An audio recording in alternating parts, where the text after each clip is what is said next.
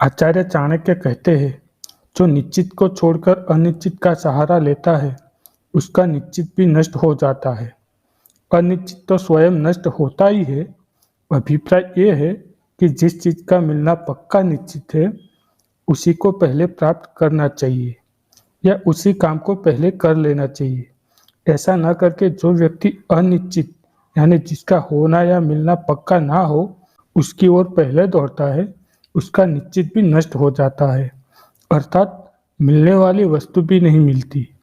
अनिश्चित का तो विश्वास करना ही मूर्खता है। इसे तो नष्ट ही समझना चाहिए। अर्थात ऐसा आदमी अक्सर आधी तर्ज पूरी को धावे, आधी मिले पूरी न पावे की स्थिति को शिकार हो जाता है। इस संदर्भ में अनेक उदाहरण दिए जा सकते हैं। कुछ व्यक्ति केवल मनोरथ से ही कर्म की प्राप्ति मान लेते हैं। वह जो कुछ पाने योग्य हाथ में है, उसकी परवाह किए बगैर जो हाथ में नहीं है, उसके चक्कर में पड़ जाते हैं। और होता यह है कि जो पा सकते थे, उसे भी गवा बैठते हैं।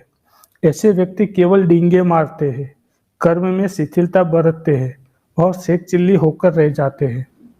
इसीलिए व्यक्ति को चाहिए कि वह अपने साधनों के अनुरूप कार्य योजना बनाकर चले, तभी वह इस जीवन रूपी सागर को शरीर रूपी नौका के सहारे पार कर सकता है। वरना नाव मझधार में कहीं मनोरथ के भंवर में फंसकर रह जाएगी। अतः मनुष्य को अपनी क्षमता को पहचान कर कार्य करना चाहिए, क्योंकि काम करने से ही होता है, केवल मनोरथ से नहीं।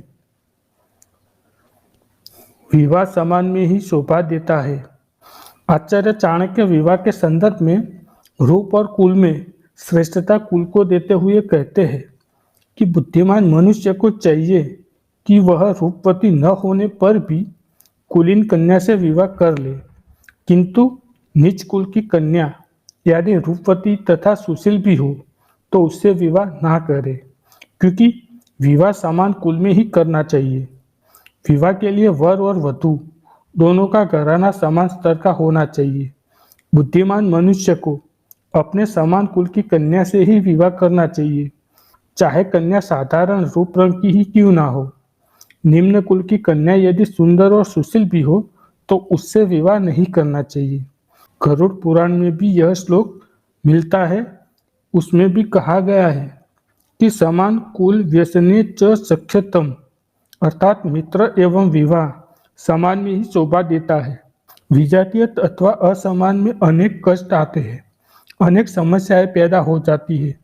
यद्यपि मनुस्मृति में प्रतिकूल विवाह का भी विधान है, लेकिन देखने में यही आता है कि असमान विवाह अनेक कारणों से असफल ही हो जाते हैं या उनका परिणाम सुखद नहीं रह पाता। इसीलिए जीवन के संदर्भ में विवाह जैसे महत्वपूर्ण प्रश्न को भावुकता का शिकार बनने से रोकना ही नीति संगत है।